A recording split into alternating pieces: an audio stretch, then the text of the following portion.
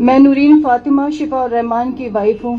शिफा रहमान जो दहशतगर्दी के इल्ज़ाम में 4.5 साल से बेगुनाह सज़ा काट रहे हैं।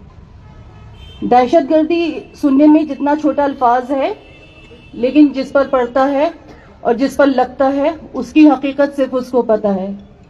ये लफ्ज़ों में मैं आपको बयान नहीं कर सकती, क्योंकि जिस तकलीफ़ से मैं और मेरी फैमिली गुजरे हैं वो तकलीफ शायद लफ्जों से बहुत दूर है, परे है। हेलो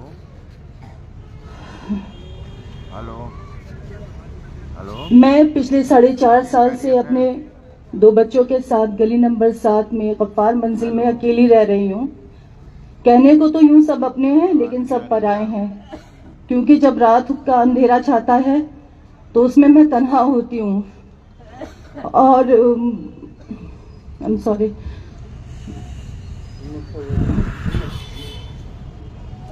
हाँ जी,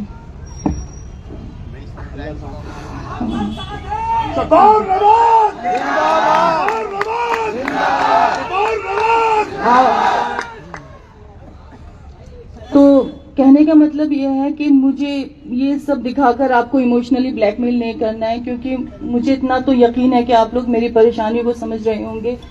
जो लोग मुझे और मेरे शौहर को जानते हैं उनको ये पता है कि मैं किस कदर सख्त पर्दे में हमेशा रही। मैंने कभी कदम उनकी इजाज़त के बिना बाहर नहीं निकाला। आज भी मैं यहाँ खड़ी हूँ तो उनकी इजाज़त इसमें शामिल है। मैं आपको बताऊं, तन्हाई से जो मेरा रिश्ता है वो आज का नहीं है। जब मैं क्लास 9th में थी तो मेरी अम्मी का इंतकाल एक एक्सीडेंट में हो गया। जब वो सुबह घर से निकली तो बिल्कुल सेहतमंद और खुशहाल निकली थी, और जब मैं रात में अपने बिस्तर में लेटी तो मुझे पता चला कि मेरी अम्मी मुझे छोड़ के बहुत दूर जा चुकी हैं। उस गम से मैं ठीक से उभरी भी नहीं थी तो 2.5 साल बाद मेरे फादर खत्म हो गए। उनकी भी जो इंतकाल थी वो मेरे लिए एक बहुत बड़ा आजमाइश था, मेरी और मेरे भाइयों के लिए। मुझसे ज्यादा मेरे भाइयों के लिए, क्योंकि मेरे सर पे मेरे 2 भाई थे, बट उनके लिए शायद कोई नहीं था, क्योंकि बहनों के लिए उनका भाई एक बहुत मजबूत सहारा होते हैं। फिर मैं अलीगढ़ चली गई। जब मेरे फादर का इंतकाल हो गया, अलीगढ़ में जाके मैंने पढ़ाई अपनी मुकम्मल की। जब मैं अलीगढ़ में होती थी और संडे आता था, विजिटिंग आवर्स आते थे, तो उसमें सब लड़कियां अपनी छुट्टियों में, अपने विजिटिंग आवर्स में अपनी फैमिली मेंबर्स से जाके मिलती थी, और मेरे कानों को भी एक आवाज की तलब होती थी कि शायद कोई आकर कहे कि तुम्हारे अम्मी पापा आकर तुमसे मिलने के लिए खड़े हैं। बहरहाल अच्छे लोग थे और सब मोहब्बत वाले थे, तो वो वक्त गुजर गया। फिर मेरी शादी शिफा रहमान से 2008 में हुई, नवंबर में। तो मुझे लगा कि शायद बहुत सारी जो मेरी महरूमियां हैं वो खत्म होने जा रही हैं, और हो भी गई थी कहीं हद तक। बट उसके कुछ दिन बाद 2020 26 अप्रैल को मेरे शौहर को अरेस्ट कर लिया गया। वो अरेस्टिंग मेरे लिए एक ऐसा पहाड़ था जो मुझ पर अचानक से टूटा था, और मेरे बच्चों पर। उस टाइम मेरे जो बच्चे थे वो बहुत छोटे थे, उनको समझा पाना भी मेरे लिए बहुत ज्यादा मुश्किल और तकलीफदेह था। हम लड़ते रहे, आगे बढ़ते रहे, और लोगों से गुजारिश करते रहे कि कोई आगे बढ़कर हमारी मदद करे, पर सो कॉल्ड जो सेकुलर पार्टीज हैं उन्होंने किसी ने भी हमारे लिए कोई आवाज बुलंद नहीं करी। हमारे से मुराद मेरे सिर्फ शिफा के लिए नहीं है, क्योंकि शिफा से अलग भी बहुत सारे लोग CNRC के प्रोटेस्ट में अरेस्ट हुए थे। शिफा रहमान जब आजमी के प्रेसिडेंट थे तो उन्होंने एक स्कॉलरशिप स्टार्ट करी जामिया में और बच्चों की मदद की। तो मुझे ऐसा लगता था हर एक इंसान ऐसा क्यों नहीं हो सकता जो दूसरे की परेशानी को समझे, क्योंकि मैंने अपने भाइयों को भी और अपने शौहर को भी हमेशा ये देखा कि वो दूसरों की परेशानियों को, तकलीफों को समझते हैं। लेकिन सारी दुनिया एक सी नहीं होती, या शायद सबको दूसरों के दुख दिखाई नहीं देते। खैर, बात अगर ज्यादा की जाए तो बहुत लंबी हो जाएगी, आप सब लोग बोर भी हो जाएंगे। बात को शॉर्ट करते हुए मैं आपसे ये कहूंगी, मैं उस चिड़िया की तरह हूं जिसने एक आंधी में अपने बच्चों को अपने परों में समेट रखा है कि कहीं कोई तेज हवा चल जाए और हम लोग ना बिखर जाएं, क्योंकि हम लोग तो पहले से ही बहुत बिखरे हुए हैं। मैं आप लोगों से किसी वाहवाही की तलबगार नहीं हूं। मैं आज अकेली खड़ी हुई हूं और खड़े होने का भी रीजन मैं आपको बताऊंगी, क्योंकि बहुत सारे लोग ये सवाल करते हैं कि इलेक्शन में खड़े होने से शिफा और रहमान बाहर नहीं आ जाएंगे।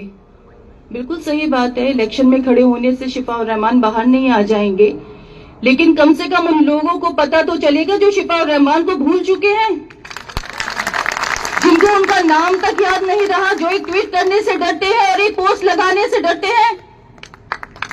क्या गलती थी मेरे शौहर शिफा और रहमान की कि उसने आप लोगों की नहीं आवाज उठाई?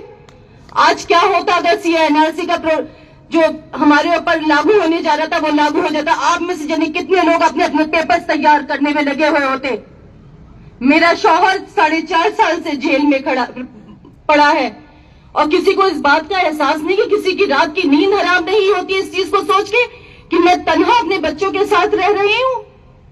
कैसे आप लोगों को इतनी सुकून भरी नींद आ जाती है? आज मैं खड़ी हूँ, लोग मुझे नेगेटिव कमेंट्स कर रहे हैं, तुम्हारा मियाँ कैसे आ जाएगा, तुम बी पार्टी के साथ हो। कैसे मैं बी पार्टी के साथ हो सकती हूँ? मेरा शौहर किससे लड़ते हुए जेल में गया है? मेरा शौहर आप लोगों के लिए लड़ते हुए गया है, हर उस माइनॉरिटी के लिए लड़ते हुए गया है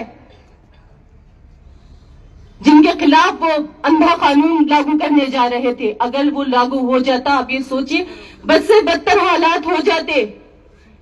तो मेरी आप लोगों से सिर्फ एक ये गुजारिश है, अगर मैं कुछ कम या ज्यादा बोली हूँ, हो सकता है मैं इमोशन में बह गई हूँ, तो प्लीज मुझे माफ कीजिएगा, लेकिन मेरी तकलीफ को समझिएगा। और प्लीज, मैं अपने बच्चों के साथ आज तन्हा खड़ी हूँ, मुझे आप जैसे हर इंसान की जरूरत है जो मेरे साथ एटलीस्ट खड़ा होकर मेरे लिए आवाज बुलंद करे और शिफा के लिए वोट करे, क्योंकि बिना आपके साथ के मैं बिल्कुल आगे नहीं बढ़ सकती और मैं लड़ती रहूंगी अपनी आखिरी सांस तक, जब तक मैं शिफा को इंसाफ न दिला दूं और मैं ऐसा माहौल पैदा न कर दूं कि कोई और शिफा न बने और कोई नूरीन न बने।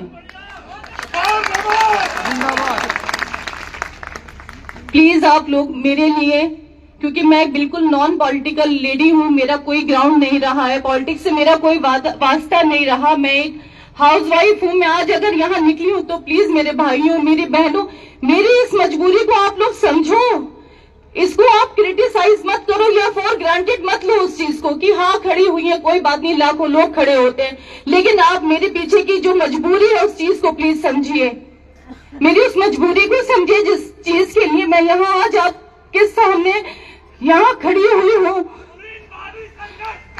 हमारे साथ है,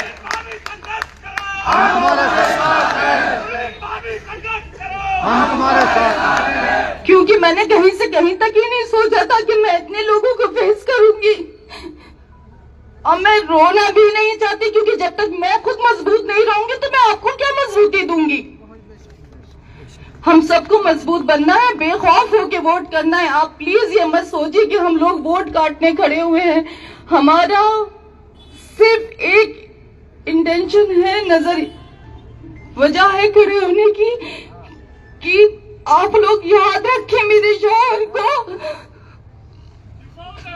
जिंदाबाद, जिंदाबाद।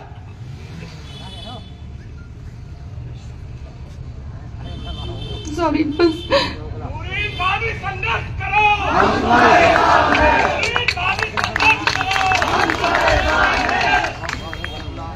अब मैं हमारे दिल्ली स्टेट के प्रेसिडेंट जामिया अलमनाई जनाब डॉक्टर शोएब जामई को गुजारिश करूंगा कि वो तशरीफ लाएं और अपने ख्यालात का इजहार करें।